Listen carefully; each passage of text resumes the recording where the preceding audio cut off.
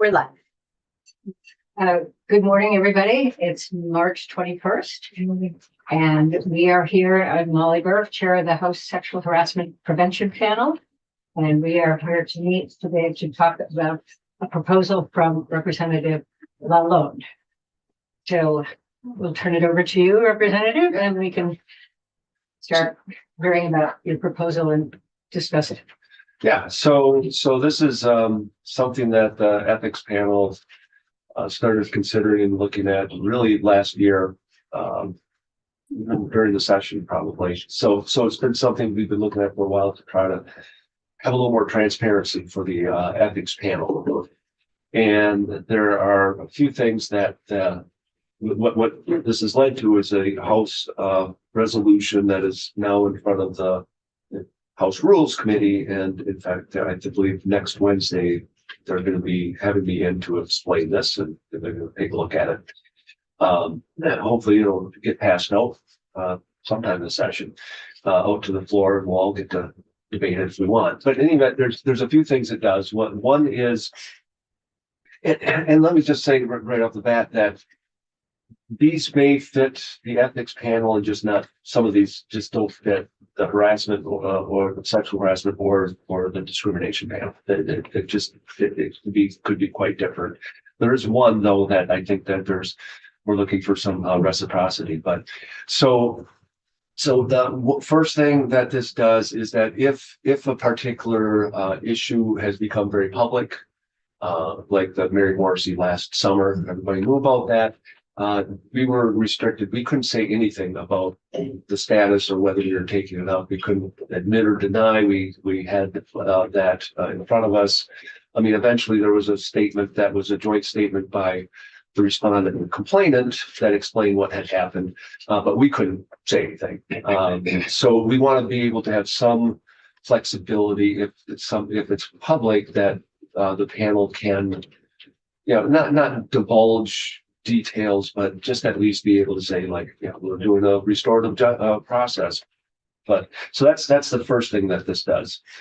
The second, and it's actually probably the most important and the most far-reaching, and is one definitely I could see not working with your panel, is that having a closure report.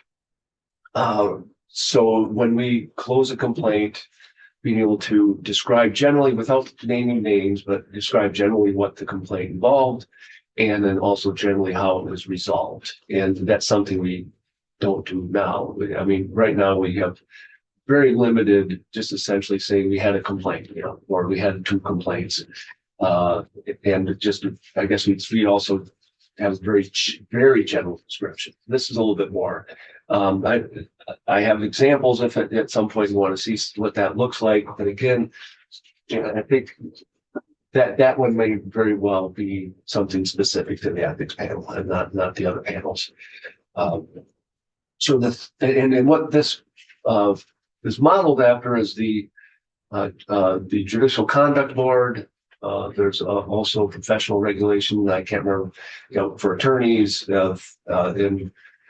and we've looked at what they do and kind of are following kind of how they do these closure reports. Finally, there's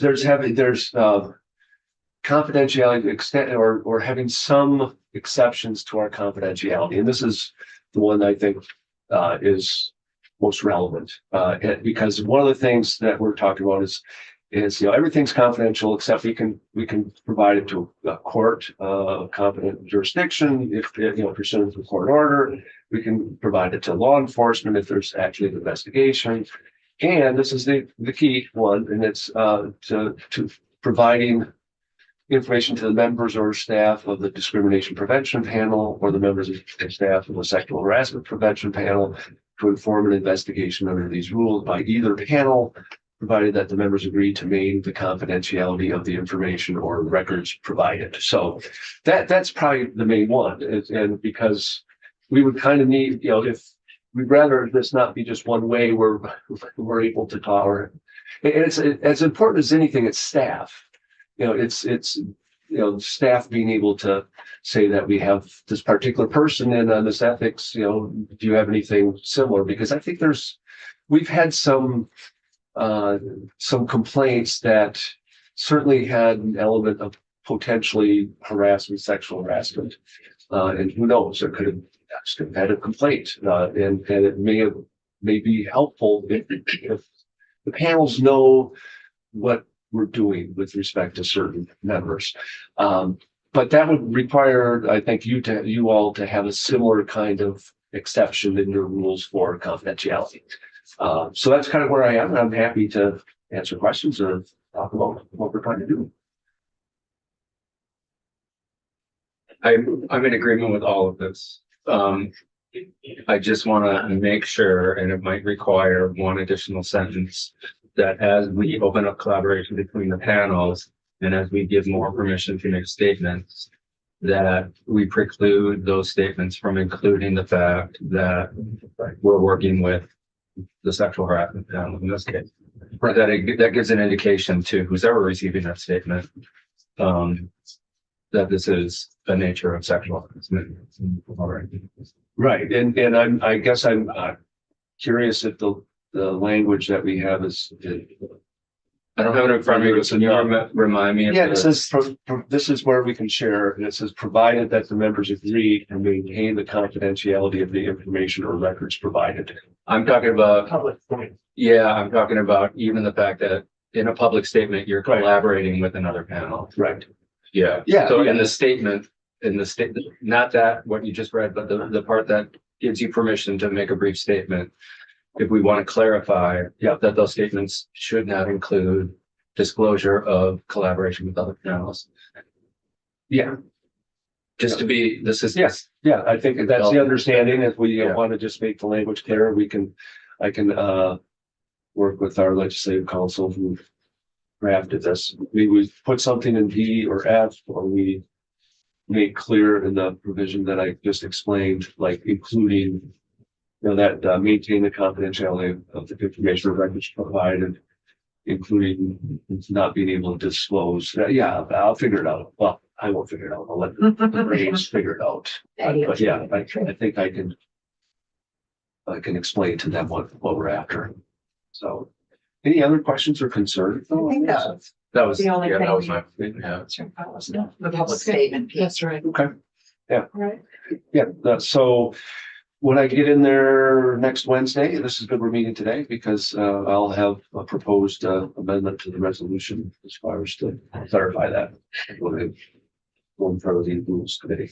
Do we need to meet to accept that, or what, do we need to do anything beyond that, or no? You said we may want to add it to our own. Yeah, I need to have something similar Okay. so that it can be two ways instead of, I think what we had talked about before was potentially adding to this panel's either procedural document or in the House rules, the way the ethics panel is elected to do.